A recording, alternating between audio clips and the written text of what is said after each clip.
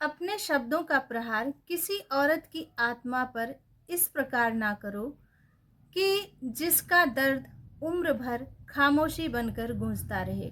Hello दोस्तों, आप सभी को मेरा सादर प्रणाम। मैं इस टॉपिक पर वीडियो नहीं बनाना चाहती थी, लेकिन कुछ बातों ने ना मुझे अंदर से एकदम झकझोर दिया इस टॉपिक पर वीडियो बनाने के लिए। कहने को तो औरत को एक देवी कहा जाता है और औरत जन्मदात्री होती है, वो बच्चे को जन्म देती है। इस सृष्टि और संसार को आगे बढ़ाने में वो एक महत्वपूर्ण भूमिका भी निभाती है। अगर एक स्त्री किसी पुरुष को जन्म ना दे, किसी बच्चे को जन्म ना दे, तो वो पुरुष कहाँ से आएगा, कैसे आएगा? तो एक स्त्री जो है वो एक पुरुष को जन्म देती है। जो बच्चा होता है जब वो बड़ा होता है ना, तो वही तो पुरुष बनता है। और उसकी जन्मदात्री कौन होती है? एक स्त्री होती है।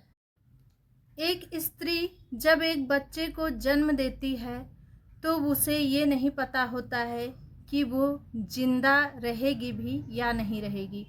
जब एक स्त्री एक बच्चे को जन्म देती है तो समझ लीजिए कि वो एक मरण शैया पे होती है। लोग कहते हैं कि जब एक स्त्री एक बच्चे को जन्म देती है तो उस स्त्री का दोबारा जन्म होता है। और ये बात सत्य है। कितनी स्त्रियां इसी टाइम में चल बसती हैं, नहीं बचती हैं। बहुत सी स्त्रियों के साथ ऐसा होता है कि बच्चे को जन्म देने में उनकी जान भी चली जाती है। अगर कोई औरत किसी बच्चे को जन्म ना देना चाहे तो क्या कोई उसके साथ जबरदस्ती कर सकता है? मेरे हिसाब से नहीं कर सकता है। और जब एक औरत बच्चे को जन्म देती है, वही बच्चा बड़ा होता है, वही पुरुष बनता है। और वही पुरुष जब बड़ा होता है तो जो स्त्री एक पुरुष को जन्म दी है उसी स्त्री पर तंज कसते हैं। कुछ पुरुष ऐसा करते हैं। कुछ लोग अभी भी स्त्रियों को, लड़कियों को एक वस्तु समझते हैं, सामान समझते हैं, मनोरंजन की चीज समझते हैं कि स्त्री या लड़कियां मनोरंजन की चीज हैं। जब लड़कियां या स्त्रियां रोड पे निकलती हैं, कुछ लोग ऐसे हैं जो बोलते हैं माल जा रही है, पटाखा जा रही है, ये तो ऐसी दिख रही है, इतनी मस्त दिख रही है, ऐसी लग रही है, वैसी लग रही है, मज़ा आ जाए अगर ये मिल जाए तो। बोलते हैं लोग, बोलते हैं और ये सच्चाई है। उसी स्त्री को बोलते हैं जिस स्त्री ने उनको दुनिया में लाया है। उसी स्त्री ने उस पुरुष को दुनिया में लाया है। और जिस स्त्री को वो तंज कसते हैं वो किसी की माँ होती है, किसी की बहन होती है, किसी की बेटी होती है। तो स्त्रियों को ना अभी भी एक वस्तु समझा जाता है, सामान समझा जाता है। उनकी भावनाओं की लोग कद्र नहीं करते हैं। वो ये नहीं समझते हैं कि उनके भी इमोशन है, उनके भी दिल है, उन्हें भी दर्द होता है, उनको भी चोट पहुंचती है। जो जो कहा जाता है ना, जो शब्दों के जो घाव होते हैं ना, वो कभी नहीं भरते हैं। और जो शब्दों द्वारा चोट मिलती है, जो ये तीक्ष्ण शब्द होते हैं ना, वो औरत की आत्मा पर सीधे चोट पहुंचाते हैं। औरत की आत्मा को पूरी तरह से वो शब्द तोड़ देते हैं। कहा जाता है ना कि मार की चोट उतनी नहीं लगती है जितनी की बात की चोट लगती है। तो औरत के इमोशन को क्यों नहीं कोई समझता है?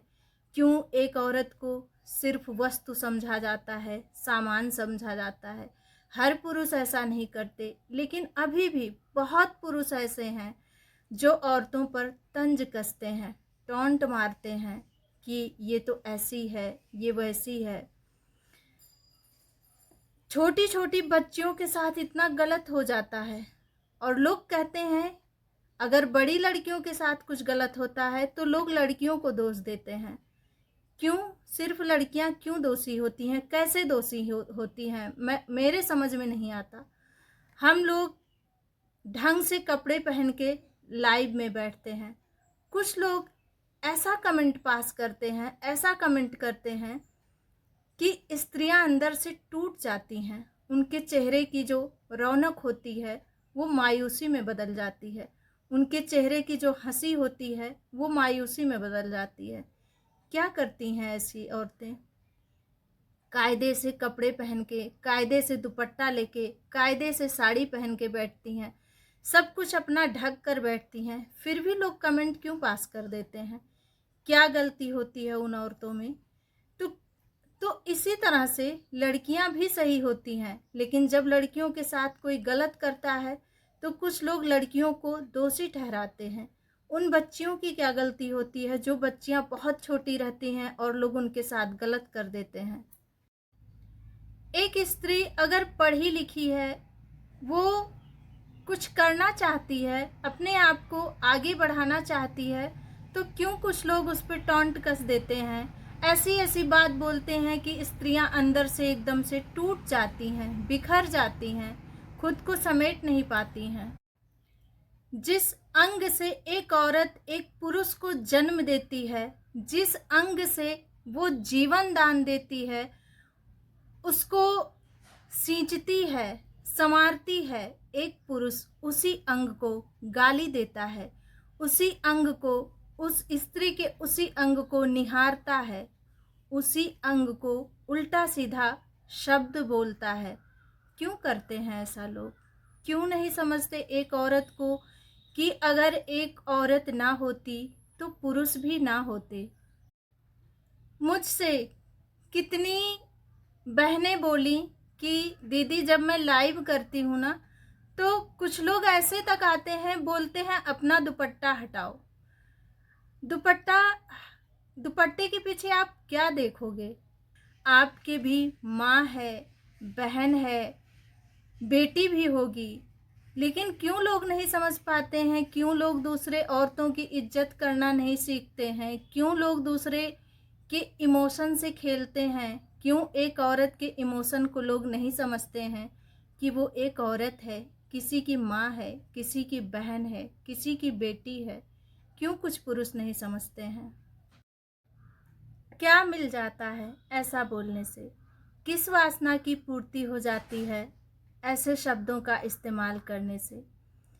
कहीं भी अगर पुरुष पुरुष में झगड़ा होता है तो भी वहाँ स्त्रियां ही घसीटी जाती हैं, स्त्रियों को ही तोला जाता है। माँ को गाली मिलता है, बहन को गाली मिलता है, बेटी को गाली मिलता है, तेरी बहन की, तेरी माँ की। अगर मेरी बातें गलत हों तो प्लीज़ कमेंट करके ज़रूर बताइएगा कि क्या मैं गलत बोल रही हूँ। और जिन बहन बेटियों, जिन माँ को गाली दिया जाता है ना, वो भी माँ ही होती है किसी की, बहन ही होती है किसी की, बेटी ही होती है किसी की। लेकिन क्यों कोई इस बात को नहीं समझते हैं? एक स्त्री को प्यार ना मिले तो वो अच्छे से खुश रह के जी सकती है, लेकिन अगर उसको आत्मसम्मान नहीं मिलता है तो एक स्त्री टूट जाती है, बिखर जाती है, वो जी नहीं पाती है। कब मिलेगा स्त्रियों को सम्मान? कहने को तो स्त्रियों को देवी कहा जाता है, लोग देवी मानते हैं, लेकिन देवी को इज्जत वो मिलती है जो मिलनी चाहिए? नहीं मिलती है। मैं कितने लोगों से सुनती हूँ कि लोग मुझे ऐसे कमेंट करते हैं, वैसे कमेंट करते हैं, मुझे ब्लॉक करना पड़ता है। क्यों ऐसा होता है? क्यों लोग एक स्त्री के दर्द को नहीं समझते हैं? क्यों एक स्त्री के इमोशन को नहीं समझते हैं? क्यों वो ये नहीं समझते हैं कि स्त्री के भी भावनाएं होती हैं, स्त्री के का भी कुछ कोई आत्मसम्मान होता है, उसके भी आत्मा को चोट पहुंचती है। क्या कोई स्त्री या कोई लड़की कभी किसी पुरुष पर तंज कसती है? कभी किसी पुरुष को ऐसा बोलती है कि वो तो ऐसा है, वो तो वैसा है?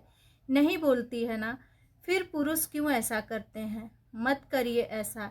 एक स्त्री का और एक लड़की का सबसे बड़ा चीज़ आत्मसम्मान होता है, और जब उसके आत्मसम्मान को ठेस पहुंचता है ना, तो उसे बहुत तकलीफ होता है, बहुत चोट लगती है उसके मन पे। तो प्लीज़ मत करिए ऐसा। अगर आप अपने शब्दों द्वारा किसी को खुशी नहीं दे सकते हैं, किसी के मनोबल को बढ़ा नहीं सकते हैं, तो किसी के मनोबल को तोड़ने का भी काम मत करिए। क्योंकि जब एक स्त्री के आत्मसम्मान पर वार किया जाता है, जब उसके आत्मसम्मान पर चोट पहुंचाया जाता है, तो उसके चेहरे की हंसी चली जाती है। उसका एक खिलखिलाता चेहरा मायूसी का रूप धारण कर लेता है। तो पता है सबसे बड़ा पाप क्या होता है? सबसे बड़ा पाप ये होता है कि अपने शब्दों द्वारा किसी को चोट पहुंचाना, अपने शब्दों के द्वारा किसी को दुखी करना। ये बात सिर्फ एक औरत की नहीं है, हजारों औरतों की है, लाखों करोड़ों औरतों की है, कई बेटियों की है।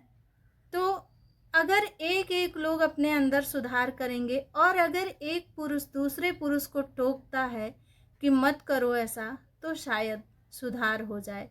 हर पुरुष गलत नहीं होता है, लेकिन कुछ लोगों की वजह से ना समाज में बहुत ही भ्रष्टाचार है। सोशल मीडिया हो या कोई भी जगह हो, कहीं भी औरतें सुरक्षित अपने आप को नहीं समझती हैं। किसी भी औरत या किसी भी लड़की को मनोरंजन की वस्तु मत समझो, क्योंकि वो एक वस्तु नहीं है। उसके भी भावनाएं होती हैं, उसके भी दिल होता है, उसको भी चोट लगती है, उसके भी इमोशन होते हैं। तो प्लीज़ मत करिए ऐसा, क्योंकि किसी के आत्मा को चोट पहुंचाना, किसी के आत्मा को दुख पहुंचाना, ये सबसे बड़ा पाप होता है।